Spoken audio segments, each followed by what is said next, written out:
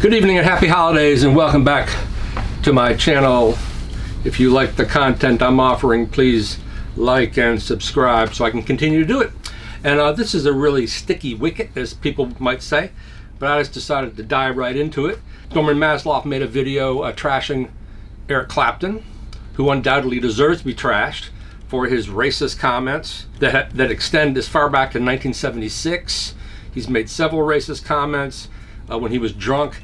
And I don't think you can excuse people for things they say when they're drunk, because when they're drunk, they're saying who they really are usually. But he's also, along with Van Morrison, a celebrated anti-vaxxer, which someone with his influence and power, you don't want them spouting lies, which I think everyone should be vaccinated and boosted. That's my take on it. And I recently posted in my Jazz Vinyl Lovers group this question: what if you love the artist's work, but the artist is a despicable, foul person? Such as, well, Miles Davis isn't a despicable, foul person, but he did beat his wife, which is pretty despicable. His wives, plural. Jim Gordon, the great rock drummer, murdered his mother. Stan Kenton, the great big band leader and composer and arranger, purportedly raped his daughter. And I just read that North Texas State University, which no longer calls itself that, is considering renaming Kenton Hall after these allegations came out. It's interesting, if you like the artist, as I've seen in my Jazz Vinyl Lovers post, you will rush to their defense or say, oh, that can't be true. Specifically regarding Kenton, I can find no one rebuking or denouncing or finding fault in Kenton's daughter's biography, where he said from the age of 11 to like 15 he raped her. But she also says in the book that it became consensual. Does that make it okay? I think not. But some people refuse to believe that, saying, oh, known people who toured with him and he never said anything like that. You wouldn't tell. I was a musician. I toured in quite a few bands through the late 70s through the 80s, about 4 or 5 bands. And you would never tell somebody, just as you had never been a victim of incest, you wouldn't tell someone that you practice incest in your family. Those are deep, deep, dark, dirty family secrets that you certainly wouldn't be boasting about that. If you don't like the artist, you feel healthy trashing him. It makes you feel superior. But if you love the artist, you might be taken aback a little bit if you're honest with yourself. But I just wanted to, I did a half hour's worth of Googling research, and there are hundreds of examples through history of great artists who were absolutely despicable people, some of the most famous artists of all time. And even in our own rock and roll family, Jerry Lee Lewis married his cousin. Norwegian black metal espouses anti-Semitic racist views, and I know some Norwegian black metal bands have killed other bands. There are many racist rock songs, including Brown Sugar by the Rolling Stones, which is originally titled Black Pussy, Island Girl by Elton John, where Bernie Taupin wrote, well, she's black as coal, but she burned like a fire, and she wrapped herself around you like a well-worn tire. Axl Rose is 1 in a million.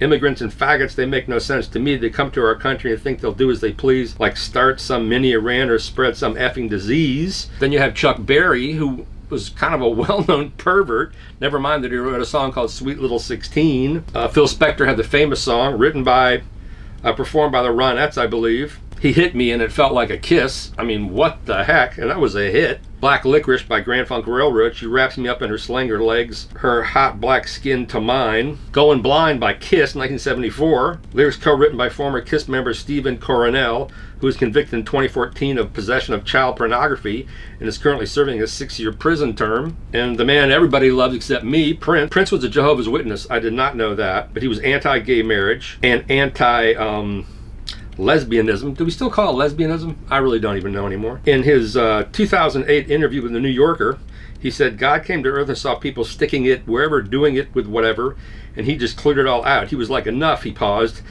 Prince said, I just live according to this. Also, his lyrics to Da Bourgeoisie apparently popped up on the radar of gay rights supporters, where he bashes gay love. And then spreading outside of the world of music, Picasso referred to women as machines of suffering. Of the 7 significant women in Picasso's life, 2 committed suicide and 2 went mad. Being one of Picasso's women meant watching as he slept with hundreds of people behind your back and treated you like trash. He once said he thought women were either goddesses or doormats. I've included links to all these quotes in the text of this video.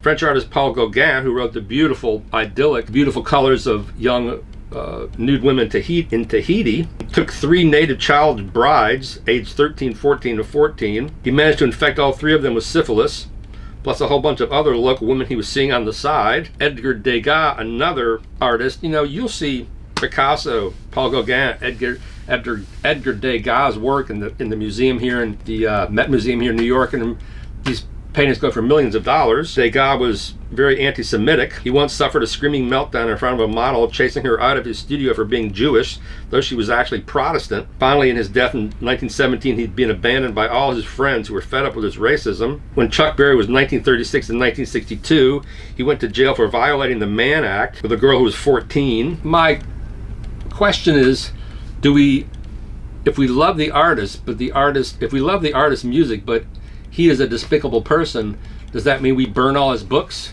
Do we trash him? How can we really? I grew up with Eric Clapton. I grew up hearing Eric Clapton's music as the early part of my youth, and he's one of the most brilliant rock guitarists to ever pick up the instrument. The music that he played with the Blues Breakers, with the Yardbirds, with Cream, with Blind Faith, and finally Derek and the Dominoes, those are all brilliant rock albums. And young people have been trashing him for a while, but all these racist comments have come up more recently. And then most recently, I believe he took a woman to court for posting an $11 bootleg CD of one of his performances online, and he won because it is copyright infringement. But why would someone do that? I mean, is that what he had to do with his time? And what's funny was Eric Clapton, along with the Rolling Stones, when they first hit the U.S. or they hit popular consciousness, the first things out of Eric Clapton's mouth that I remember was when he was, because there was a time when he was proclaimed Clapton is God, as the greatest guitar player on earth, and he would have told you the greatest guitar player on earth was B.B. King or Robert Johnson. And he made a DVD in the mid-2000s where he recorded at the same studio Robert Johnson recorded his Columbia album at, playing the same songs with Doyle Bramhall. And he's always been an outspoken, heaping much praise, as did the Rolling Stones, on Muddy Waters, Howlin' Wolf. They cut that album, the London Chess Sessions, with Howlin' Wolf, and I think they did one with Muddy Waters. I think Howlin' Wolf didn't like that record at all. But he was constantly praising B.B. King and Son House and Blind Lemon Jefferson as the most important things in their life. They made those black artists popular in the U.S. when no one cared about them. So it's strange that so much later on, beginning in '76, he started having these drunken racist tirades. I don't know, but he was a great guitarist. So it's just a question I'm throwing out there, something only each one of us can answer, even though it's very easy to criticize other people if they profess a liking for their music. But really, only each individual person can answer these questions. I would venture to say if you consider yourself a cultured individual or well-read or into the arts, you probably have a book or a coffee table book with art by some sort of famous artist, but who may be a despicable person. You probably have records by Chuck Berry or the Rolling Stones. You're going to get rid of all those because they said racist things. Mores changed through the years. I don't know what the answer is, because Eric Clapton is an obvious idiot and a racist pig, which is what he is, obviously, not to mention a fool. But it's a question I don't know the answer to. But I thought it would be interesting to throw it out there.